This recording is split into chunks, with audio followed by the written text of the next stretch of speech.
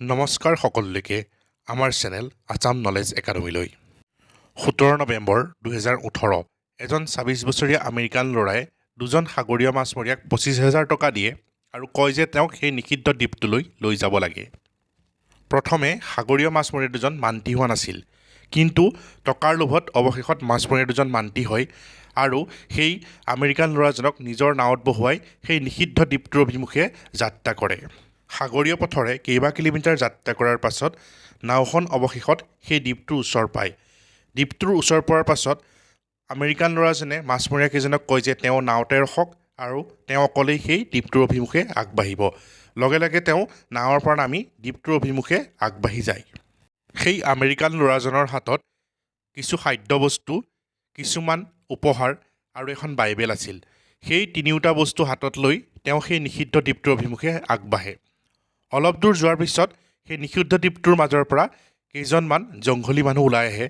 সেই জংঘলী মানুহখিনিৰ হাতত আছিল ধনুকাৰ আৰু সেই ধনুকাৰৰে সেই জংঘলী মানুহখিনিয়ে এই আমেৰিকান ল'ৰাজনৰ ওপৰত আক্ৰমণ কৰি দিয়ে। লগে লগে আমেৰিকান ল'ৰাজনে সেই ধনুকাৰৰ পৰা বাচিবলৈ সেই নাওখনৰ অভিমুখে দৌৰিবলৈ ধৰে। অলপ সময়ৰ পাছত আমেৰিকান ল'ৰাজন নাওখন পায় আৰু নিজৰ প্ৰাণ কথমপি ৰক্ষা কৰে।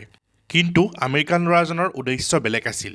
সি মন মেলি আহিছিল সি যেনেকৈ হ'লেও এই নিষিদ্ধ দ্বীপটোৰ অভিমুখে যাবই। সি কিছু সময় নাওখনত বহে, তাৰপিছত সি আকৌ সেই নিষিদ্ধ দ্বীপটোলৈ কেনেকৈ যাব পাৰি তাৰ চিন্তা চৰ্চা কৰে। তাৰপিছত সি নাওখনৰ পৰা নামি নিষিদ্ধ দ্বীপটোৰ অভিমুখে যাত্ৰা কৰে। এইবাৰ আকৌ নিষিদ্ধ দ্বীপটোৰ পৰা কিছুমান জংঘলী মানুহ হাতত ধনুকাৰ লৈ ওলাই আহে আৰু আমেৰিকান ল'ৰাজনৰ ওপৰত আকৌ আক্ৰমণ কৰে। সি এইবাৰো সেই ধনুকাৰৰ পৰা বাচিবলৈ সেই নাওখনৰ অভিমুখে দৌৰে আৰু নিজৰ প্ৰাণ ৰক্ষা কৰি পেলাই নাওখনৰ ওচৰ পায়গৈ। দুবাৰকৈ নিজৰ প্ৰাণ বচোৱাৰ পাছতো আমেৰিকান ল'ৰাজন শান্ত হোৱা নাছিল। তাৰ এটাই উদ্দেশ্য আছিল সি যেনেকৈ হ'লেও এই নিষিদ্ধ দ্বীপটোলৈ যাব আৰু সি যিটো কৰ্মৰ উদ্দেশ্যে সেই নিষিদ্ধ দ্বীপটোলৈ ভ্ৰমণ কৰিবলৈ আহিছে কৰি যাবই। সি নাওখনত অলপ সময় অপেক্ষা কৰাৰ পাছত আকৌ এবাৰ মন মেলে সেই নিষিদ্ধ দ্বীপটোৰ অভিমুখে যাবলৈ। এইবাৰ সি আকৌ নাৱৰ পৰা নামে আৰু নিষিদ্ধ দ্বীপটোৰ অভিমুখে নিজৰ যাত্ৰা কৰে। কিন্তু এষাৰ কথা আছে, বিধাতাই বাৰে বাৰে সুযোগ নিদিয়ে, এবাৰ দুবাৰহে দিয়ে। এইবাৰ সি যেতিয়া জংঘলৰ মাজলৈ সোমাই গ'ল, লগে লগে জংঘলৰ মাজৰ পৰা কিছুমান জংঘলী মানুহ ওলাই আহিল আৰু হাতত ধনুকাৰেৰে সেই ল'ৰাজনক ধনুৰে থকা সৰকা কৰিলে। ল'ৰাজনৰ মৃত্যু হ'ল আৰু সি সাগৰৰ পাৰৰ বালিত পৰি থাকিল। কিছু সময়ৰ পাছত সেই জংঘলী মানুহখিনি আহিলে আৰু ল'ৰাজনৰ মৃতদেহটো সেই বালিতেই গাঁত খান্দি তাতেই তাক পুতি পেলালে। মই এতিয়া যিখিনি কথা ক'লোঁ সেইখিনি কোনো কাল্পনিক কাহিনী নহয়, সেইখিনি হৈছে এটা সঁচা কাহিনী। আৰু এই 26 বছৰীয়া আমেৰিকান ল'ৰাজনৰ নাম আছিলে জন এলেন চাও। তেওঁ এগৰাকী আমেৰিকান মিছনাৰী আছিলে।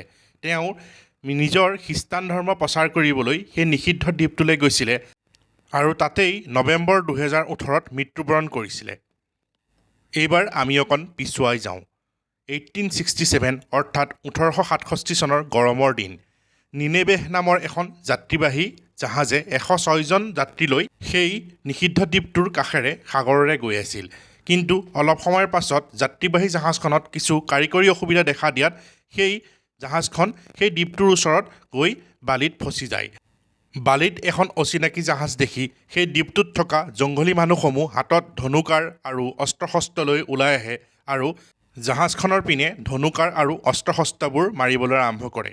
জাহাজখনত এনে এটা অবৰ্ণনীয় পৰিস্থিতিৰ সৃষ্টি হোৱাত তাৰ যাত্ৰীসকল ভয় খাই উঠে। লগে লগে জাহাজখন সাগৰত বহু সময় থাকে আৰু পাছত ৰয়েল নেভি অৰ্থাৎ ব্ৰিটিছ নেভিয়ে আহি সেই মানুহখিনিক উদ্ধাৰ কৰি লৈ যায়। যাত্ৰীসমূহ লৈ গ'ল যদিও জাহাজখন সেই দ্বীপটোৰ বালিত ফচি থাকিল, যি আজিও আমি গুগল মেপৰ জৰিয়তে বিচাৰিলে সেই জাহাজখন আমি গুগল মেপত পাওঁ। এইবাৰ আমি 2006 চনলৈ গুচি যাম। 2006 চনৰ জানুৱাৰী মাহ। সুন্দৰ ৰাজ আৰু পণ্ডিত তিৱাৰী নামৰ দুজন সাগৰীয় মাছমৰীয়াই মাছ ধৰি ধৰি আহি সেই দ্বীপটোৰ ওচৰ পায়। অলপ সময়ৰ পাছত দ্বীপটোত বালি দেখি তেওঁলোক দ্বীপটো অভিমুখে আগবাঢ়ি যায়। লগে লগে আকৌ সেই যিটো ঘটনা হ'বলগীয়া নাছিল তাকেই ঘটে। দুজন অচিনাকি মানুহ দেখা পায় দ্বীপটোত থকা জংঘলী মানুহসমূহ আকৌ হাতত ধনুকাৰ লৈ ওলাই আহে। লগে লগে সেই ধনুকাৰেৰে সেই দুজন মানুহক তেওঁলোকে হত্যা কৰে আৰু সেই দুজন মানুহ অৰ্থাৎ সুন্দৰ ৰাজ আৰু পণ্ডিত তিৱাৰীৰ সেই দ্বীপতেই মৃত্যুবৰণ হয়।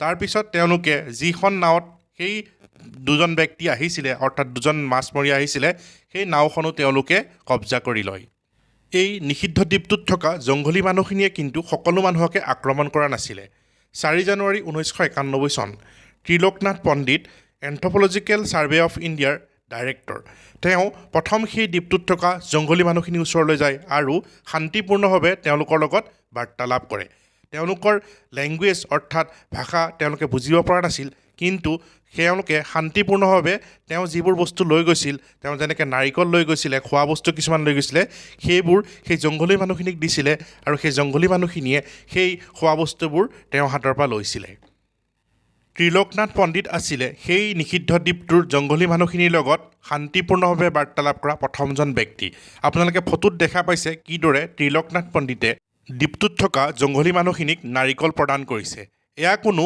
চিনেমাৰ দৃশ্য নহয় এয়া হৈছে সঁচা কাহিনী ত্ৰিলোকনাথ পণ্ডিতৰ পাছত মধুমালা চট্টোপাধ্যায় নামৰ আন এগৰাকী এন্থ্ৰপলজিষ্টে সেই দ্বীপটোত থকা নিষিদ্ধ মানুহখিনিৰ লগত কথা পাতিবলৈ বা বাৰ্তালাপ কৰিবলৈ সক্ষম হৈছিলে তেওঁ আছিল প্ৰথম মহিলা যি সেই নিষিদ্ধ দ্বীপটোত থকা জংঘলী মানুহখিনিৰ লগত কথা পাতিছিল তেওঁলোকৰ মানুহৰ লগত মত বিনিময় কৰিছিল আৰু তেওঁলোকৰ যি কেঁচুৱা আছিলে কেঁচুৱাক কোচত লৈছিলে তেওঁ যি খোৱা বস্তু লৈ গৈছিলে নাৰিকল আদি সেই নাৰিকলসমূহ দিছিলে মত বিনিময় মানে তেওঁলোকৰ যি কথা সেই কথাটো বুজিব পৰা নাযায় কিন্তু অংগীভা ভংগীভাৰে নিজৰ মত বিনিময় কৰিব পাৰিছিলে ফটোত আপোনালোকে মধুমালা চট্টোপাধ্যায়ক সেই নিষিদ্ধ দ্বীপটোৰ জংঘলী মানুহবোৰৰ লগত মত বিনিময় কৰা তেওঁলোকৰ কেঁচুৱা কোচত লোৱা আৰু খাদ্যবস্তু দিয়া আদি দেখা পাইছে তেওঁৰ প্ৰথম মহিলা আছিল যি সেই মানুহখিনিৰ লগত নিজৰ শান্তিপূৰ্ণভাৱে সংযোগ কৰিব পাৰিছিল ভাৰত চৰকাৰে এই নিষিদ্ধ দ্বীপটোৰ ওচৰলৈ যোৱা মানা কৰিছে লগতে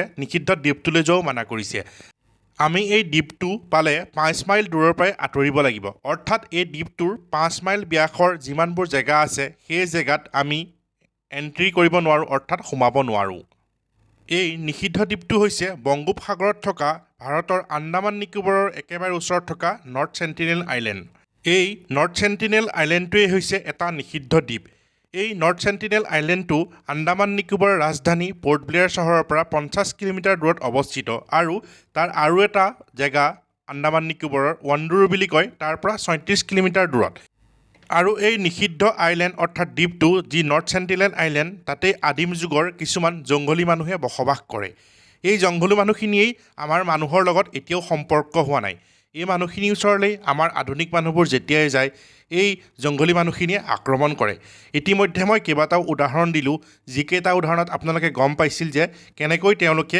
মানুহবোৰ তালৈ গ'লে হত্যা কৰে নৰ্থ চেণ্টিনেল আইলেণ্ডত থকা এই মানুহখিনিক চেণ্টিনেলছ বুলি কোৱা হয় এই মানুহখিনিৰ উৎস বিচাৰি আমি যেতিয়া পঢ়িছিলোঁ তেতিয়া গম পাইছিলোঁ যে এখন আগশাৰী আলোচনীত লিখিছিল এই মানুহখিনি আফ্ৰিকাৰ পৰা অহা আৰু হয়তো এই মানুহখিনি এই আইলেণ্ডটোত প্ৰায় 60,000 বছৰৰ পৰা জীয়াই আছে 2004 চনত যেতিয়া আন্দামান নিকোবৰ দ্বীপপুঞ্জত ছুনামি আহিছিল আৰু আন্দামান নিকোবৰত বিস্তৰ ক্ষতিসাধন হৈছিল তাৰ পিছত ভাৰতীয় সেনাৰ কিছুমান হেলিকপ্টাৰ সেই নৰ্থ চেণ্টিনেল আইলেণ্ড অভিমুখে গৈছিল সেই দ্বীপটোত কিমান ক্ষতি হৈছে চাবলৈ কিন্তু যেতিয়া সেই ভাৰতীয় সেনাৰ হেলিকপ্টাৰসমূহ সেই আইলেণ্ডটোৰ ওপৰ পাইছিল তেতিয়া তাত থকা সেই আদিম মানুহখিনিয়ে হাতত ধনুকাৰ লৈ সেই ভাৰতীয় সেনাৰ হেলিকপ্টাৰৰ পিনে ধনুকাৰ মাৰিছিল বৰ্তমান ভাৰত চৰকাৰে এইটো সিদ্ধান্ত লৈছে যে সেই মানুহখিনিক যাতে কোনেও অসুবিধা নিদিয়ে ডিষ্টাৰ্ব নকৰে সেইভাৱে সেই দ্বীপটোত যিখিনি মানুহ আছে সেইটো নিষিদ্ধ কৰা হৈছে তালে কোনো মানুহ আমি যাব নোৱাৰোঁ আৰু তাৰ মানুহখিনিকো আমাৰ সম্পৰ্কলৈ আনিবলৈ যত্ন কৰিব নোৱাৰোঁ বৰ্তমান নৰ্থ চেণ্টিনেল আইলেণ্ডক ভাৰত চৰকাৰৰ অধীনত ভাৰতীয় নৌসেনাই দূৰৰ পৰা চোৱা চিতা কৰে লগতে তাৰ সুৰক্ষাৰ দায়িত্ব ভাৰতীয় নৌসেনাৰ হাতত আছে আজি আমাৰ এই তথ্যখিনি আপুনি কেনে পালে জনাব লগতে আমাৰ এই চেনেল আসাম নলেজ একাডেমীত এনেধৰণৰ জ্ঞানবৰ্ধক ভিডিঅ'সমূহ আমি সদায় আপলোড কৰি থাকোঁ আমাৰ এই ভিডিঅ'টো পাই থাকিবলৈ আমাৰ চেনেলটো ছাবস্ক্ৰাইব কৰি ল'ব লগতে আজিৰ ভিডিঅ'টো চাই ভাল পালে লাইক আৰু শ্বেয়াৰ কৰিবলৈও নাপাহৰিব